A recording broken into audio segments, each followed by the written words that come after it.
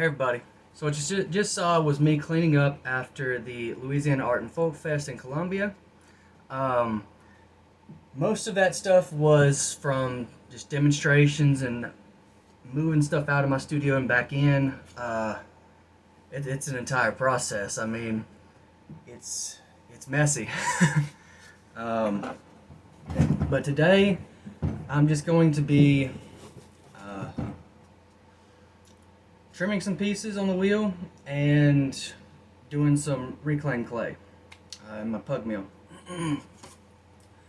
So I've got three full 1 gallon pails of scraps from throwing, trimming, and everything. Well, mostly throwing. And then I have absolutely tons, just absolute tons of scraps from trimming. I'm going to mix them all together. Get that out of the air. Um, but yeah, I'm gonna get to trimming some pieces, probably in time lapse, just because I can listen to music and I don't want any copyright infringement. Time lapse doesn't have sound, but uh, I'll probably add a default kind of YouTube kind of song thing that they have on there, the copyright free, royalty free musics. I may add voiceover. It all depends. Most of what I'm going to make today, or what I'm going to trim today, like cups and other such, are going to be like planters. There's a few vases and other such, large bowls. And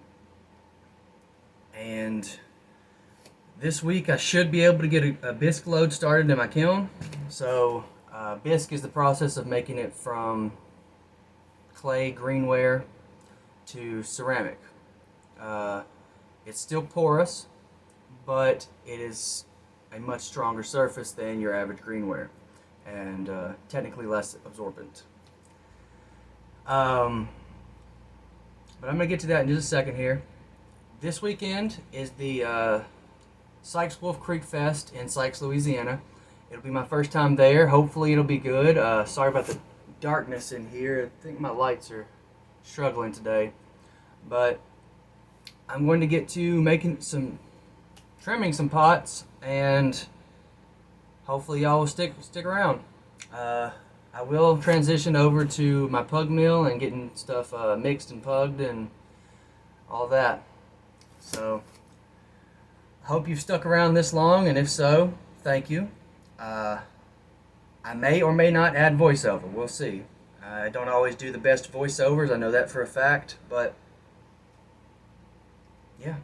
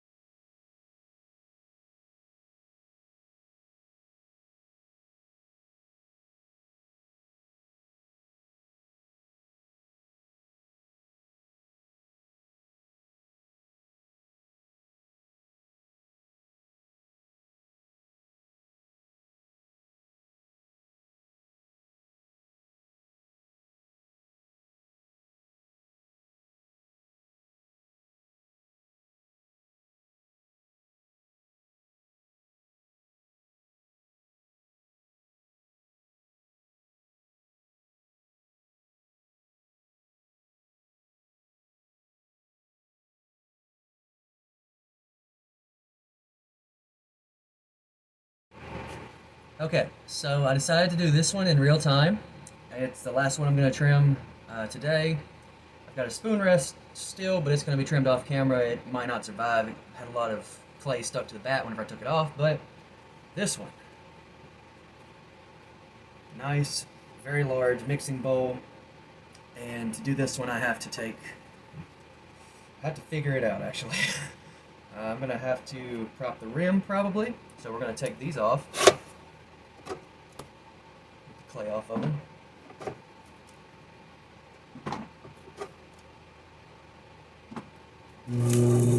Clay off here. Now I've been trimming for over 2 hours. You wouldn't notice it from that video that was sped up, but I think it's a little bit more beneficial for others not to see 2 full hours of somebody just sitting there hunched over the wheel. But I'm going to put these on, these wide sliders.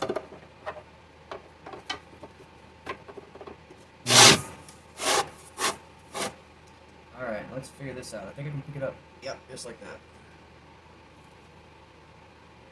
Oh god, it takes up the entire bottom of the camera. Didn't quite like that one. I'm going to adjust the camera. Since it's in real time, it won't cause too many problems.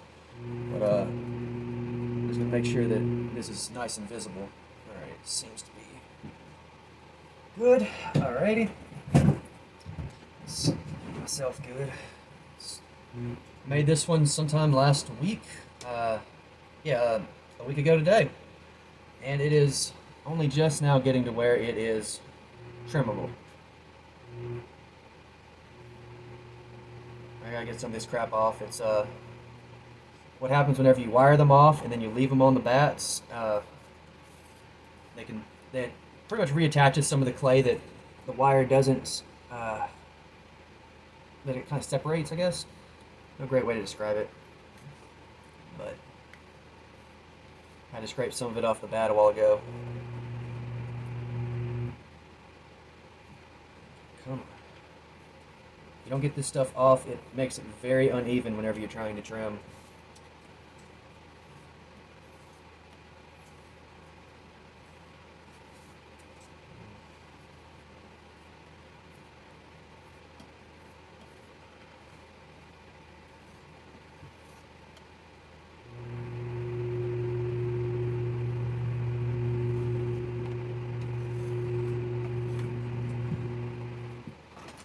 Alrighty, that's better than nothing. Let's see. Using this one, this is good. Yeah, now I'm going to adjust the camera, hopefully. See if it'll angle down. Oh, yeah. Okay, let's go ahead and focus up here. That's where we're going to be working. Okay. Alright, good.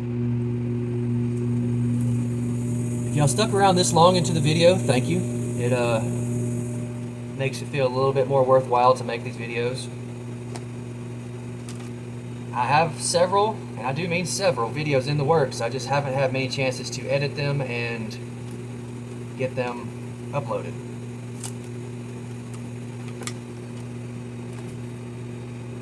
This one I'm going to try and get uploaded as soon as possible. It is currently October 14th, and we'll see how successful I am based on the timestamp whenever it's posted. Okay, let's get this trimmed a little bit deeper. Starting to catch.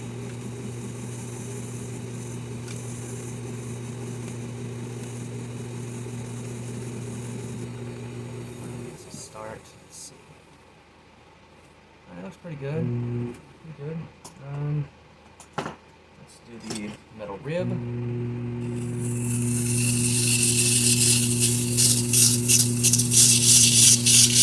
That's a scraping sound for sure.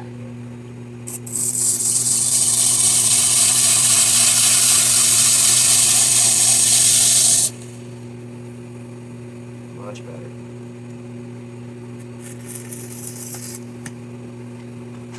Alright, let's get this real hard, deep trim.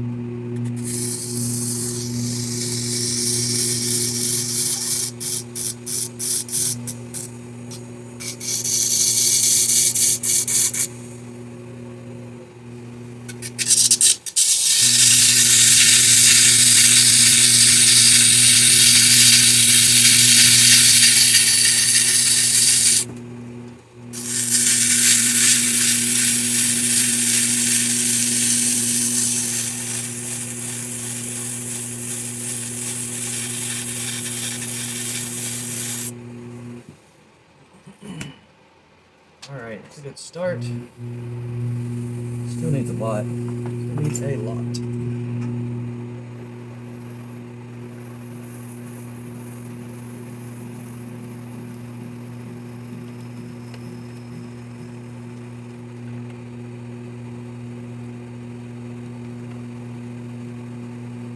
I do have one other large mixing bowl. I made it at the festival 2 days ago, and I figured it would be ready to be trimmed, but it's not. I tried to get it off the plastic bat, and it just would not come off. So it's still going to take some time.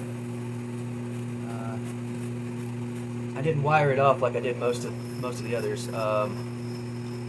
Should still come off there well enough. It's just that I had to transport it home, and I wasn't going to try and wire it off and hope for the best with a hour and a half trip home, more or less. Yeah, no. Let's see what we can do here. Get that done.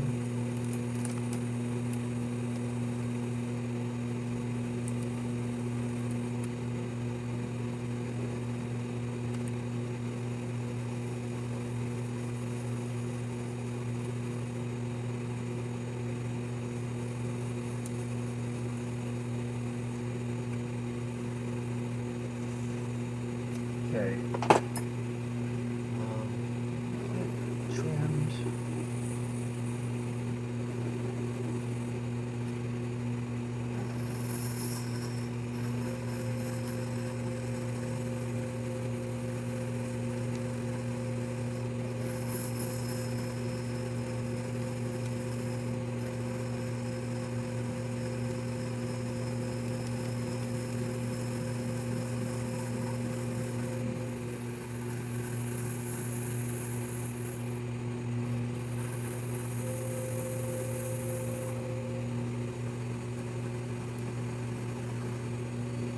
Alrighty, that looks a lot better.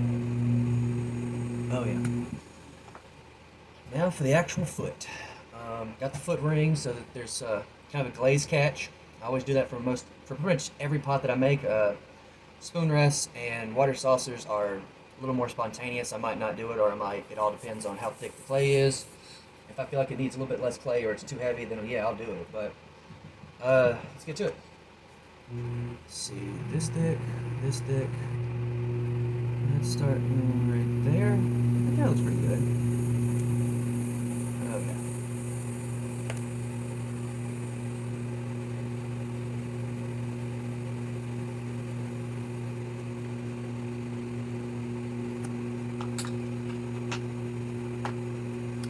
See, I've got a lot of tools that can do pretty much the same exact thing, but it all depends on how well they feel whenever I actually start using them.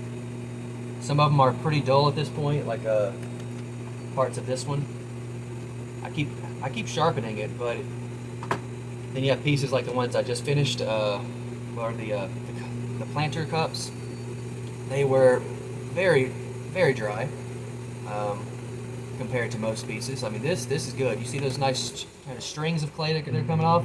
That's a good sign. If you're getting dust or something close to dust, little tiny everything is coming off in little tiny little bits every time, it's probably too dry. You might want to add some water by a sponge or a spray bottle or whatever. Give it a second to soak in and then start trimming some more. You may need to do that several times. There's no way to know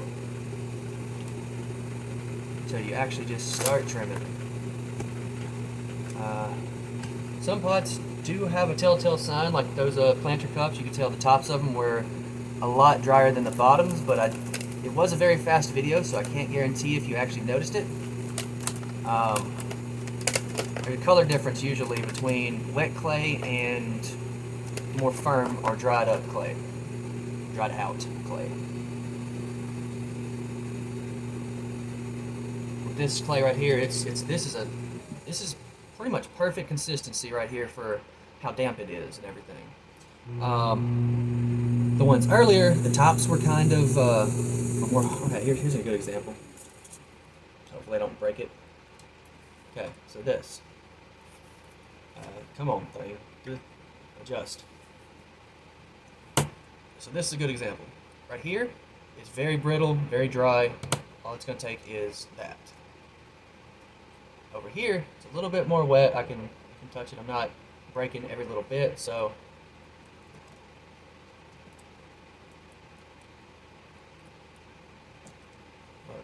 Drop that a few times, it's not going to break.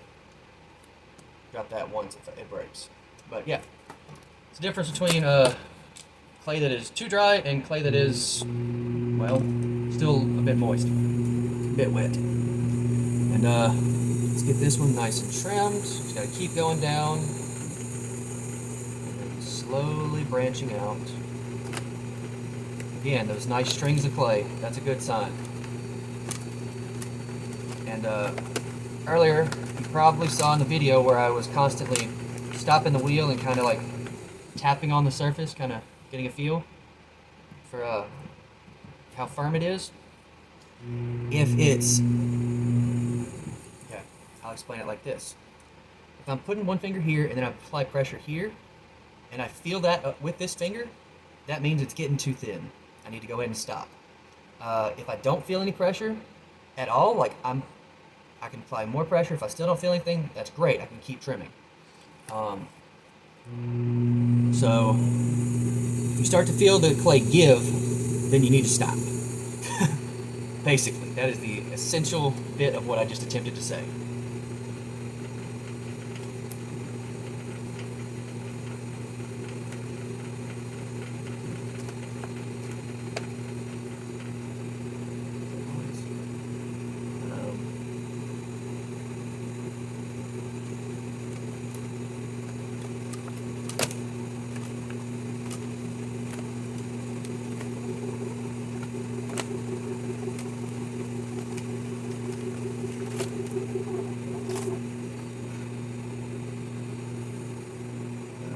Getting somewhere at least.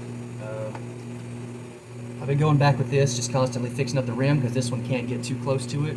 It's not really designed to pull back and not scrape against this foot. So we're just gonna add this right here. Slow it down a little bit.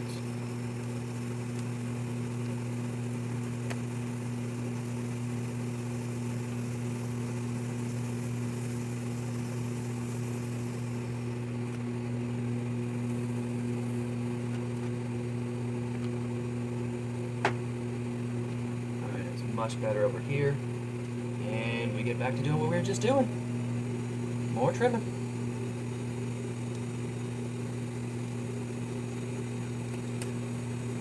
On average, whenever you're trimming, you want to focus on your, let's say, 5 o'clock to your kind of, at most, 3 o'clock.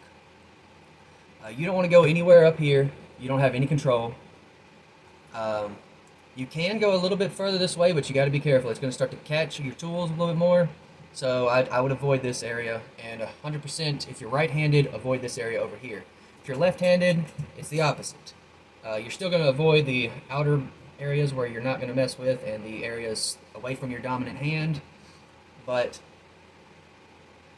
it's a matter of working with what you're actually doing. If you're Okay, I say the right-handed and left-handed. Right-handed, for the most part in the U.S., you're going to find people with their wheel going counterclockwise. If they're left-handed, it's going to go clockwise. And depending on how that clay is moving, you want to trim. So right now, with it going counterclockwise, right-handed, I can just put the tool right here and then slowly move it within that 3 to 5. Let's see, 3 to 5. If I have to go any further up here, I'm going to go like right here, and and even then, that's pushing it. So I try not to. If I start to go over here, I'm losing control because this part of the tool is hitting my foot, and I'm working with there's nothing over here. I can't do much to trim. So a lot better if I work within my 3 to 5.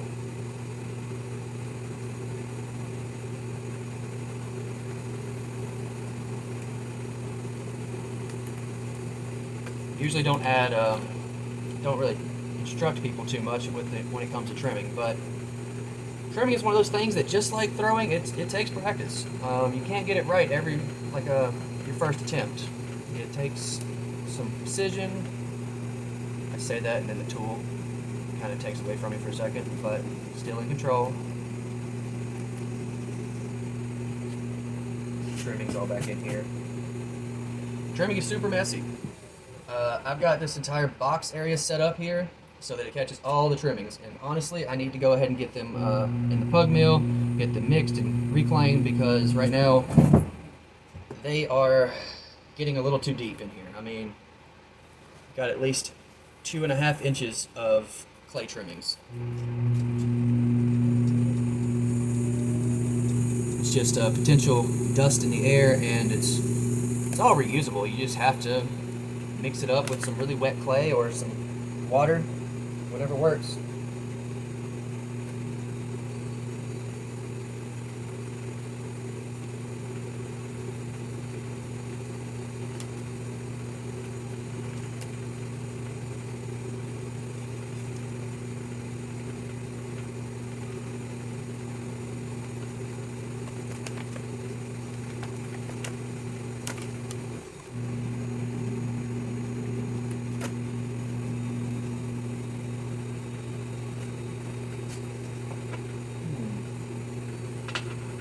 See if I can use this in here. A little bit. This is a tip or a trick that I learned from Amy Palatnik. Amy Palatnik. She's a potter. I've been watching some of her videos, mostly on Facebook. She has a large metal rib, and she just uses it to trim. And honestly, even the small ones seem to work just fine.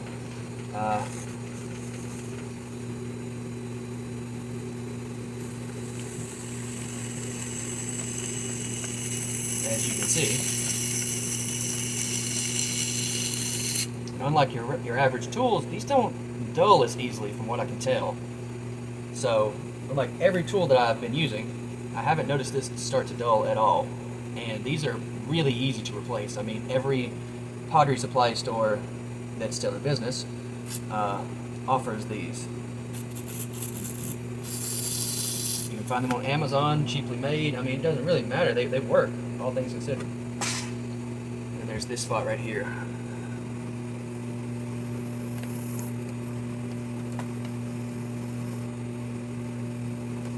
The downside is you can't get too close to your foot rim. Well, I can't get too close to my foot rim because it starts to catch. Other than that, it's a useful tip that I learned from Amy Palatnik. If you get a chance, watch some of her videos. Not sponsored or anything, and I'm not one of her cohorts, but yeah.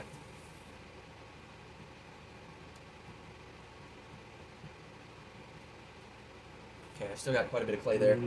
If you leave a pot too thick, sometimes it can lead to cracking. Not every time, but in my experience, it is possible. So I try my best to avoid it and go and get it nice and thin, but still functional.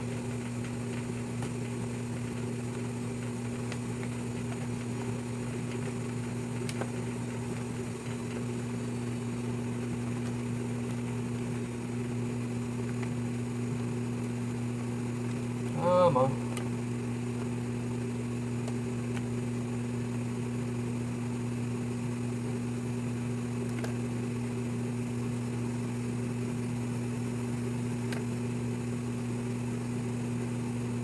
Alrighty, good.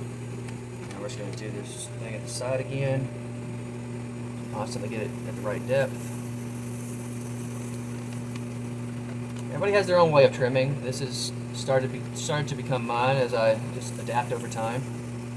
seems to work really well for me, so it's how I do it.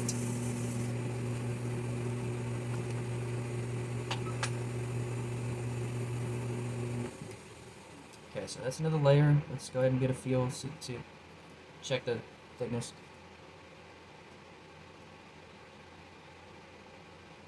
I'm not listening, I'm just putting my head there to keep my hand still. Okay, still got a good bit of thickness. We'll keep going.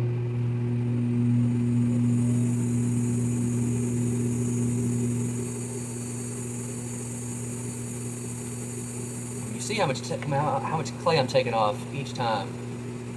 Not trying to go too deep.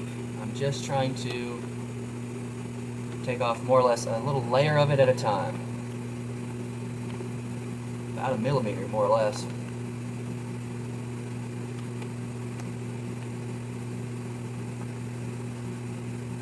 And eventually, whenever I can't see my tool, I just look near my 11 o'clock here so that I can see how much I'm actually trimming away. Like, I'll have clay shrapnel all over the trimmings.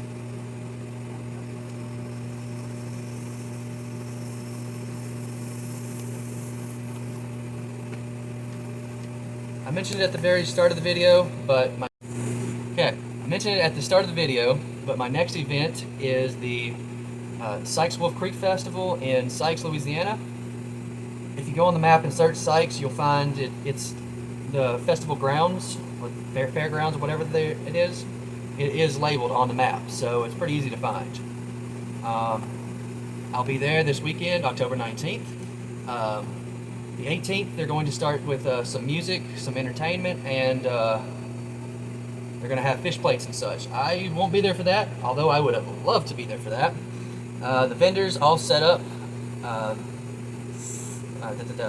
Saturday morning, and that Saturday, October 19th, all the booths will start selling and other such. I'll be there, and after that, my next thing is going to be Sabine Free State Festival in Florine, Louisiana. It's in Sabine Parish. It's pretty much right there in the middle of town. It was really good last year. I'll be doing demonstrations for 3 days. The third day is mostly just the church service. A few vendors will still be around, and I'll do 1 or 2 demonstrations. But I had to pack up pretty quick last time. Start packing up pretty quick on Sunday last time because it was just not a lot of people there, and we did still have to drive hours to get home. So, yeah.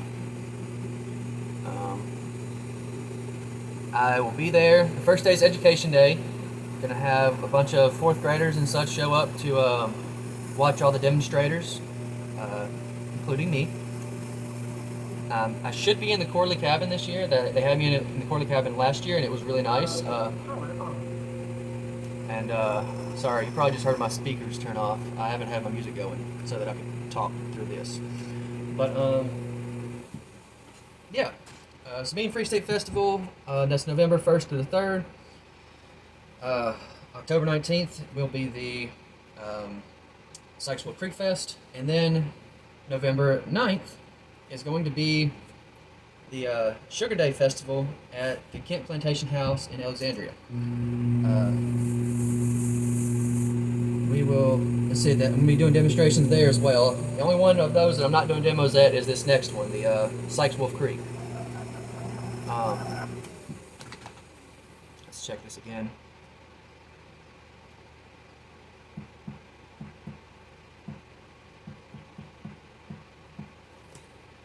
I feel like it's still pretty dang thick. It is. Or it's just that firm, which I don't think it's that firm. Good lord. Could be a lot. Alright.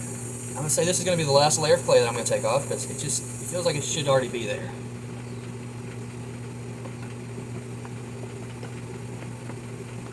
In a metaphorical sense, it feels like, because it didn't just feel like. But, yeah, those festivals, Sugar Day Festival, Kent Plantation House, I'll be doing demonstrations. I went there for the Fall Herb Day. It was really nice. Let me focus real fast, make sure I don't mess this part up, because if I screw up here near the end, I'm going to be upset. Stop. I'm going to have to work up here a little bit so that this part of the tool doesn't hit this.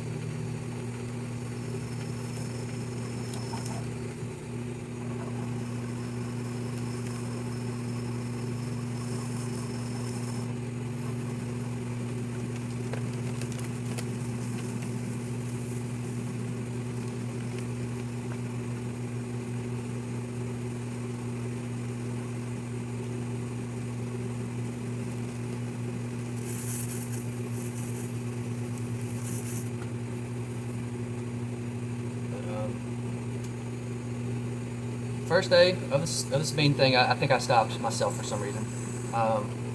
First day of the Sabine will be the education day. It will be part of the festival. People will be selling their wares. I'll be selling mine. I should have a fresh, whole new set of inventory plus what I already have, what I have left after the Sykes, and then I mean I should be coming up there with at least 100 pieces of pottery, at least. Will this one be ready? I hope so. To be honest with you, I hope so.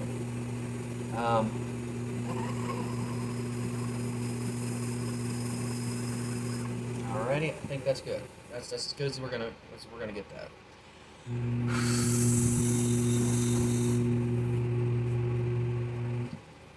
Okay. Alright, it's a good foot on it. It's got a good ring. Let's see, last thing I'm gonna do, I don't know if this really helps, but I've been trying it lately for these big bowls. Going back and kind of just using a rubber rib little piece, not scraping it. I am more or less trying to smooth it or burnish it. Not so much burnish, but close enough. Because the first couple I'd made, they cracked. It was annoying. One of them did survive, but it still had some surface cracks on the bottom, and I checked it with water. There was no problems, so that was fine. The other one I still haven't glazed because it's going to be a planter and I haven't made a water saucer. It cracked that bad.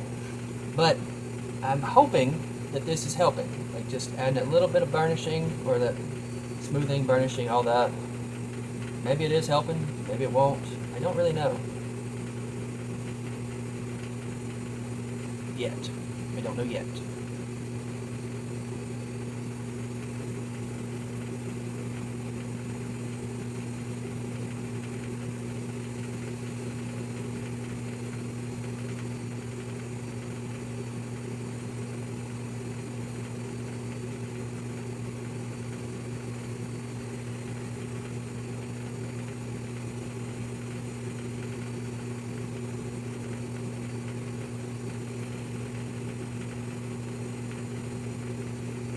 I'll probably separate the pug mill stuff to another video, because this is already getting pretty long, and I apologize for that, but it's just part of the process.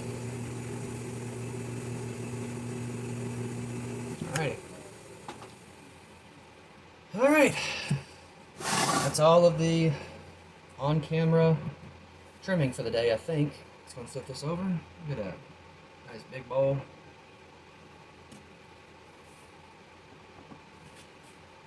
See, maybe I'll trim the inside. Hold up. I know. I just said one thing and I'll do a different thing. Just gonna scrape it with the rib, because I've noticed it works really well for.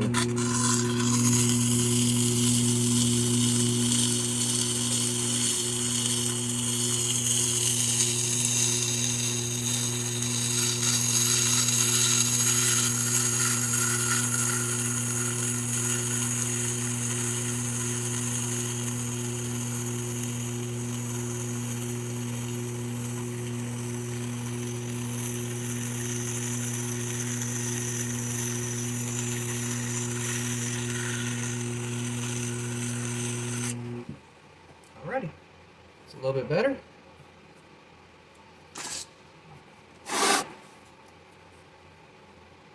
All that in just a few seconds.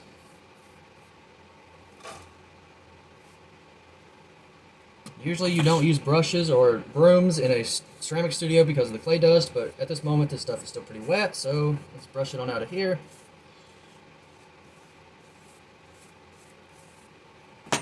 Alright, there we go.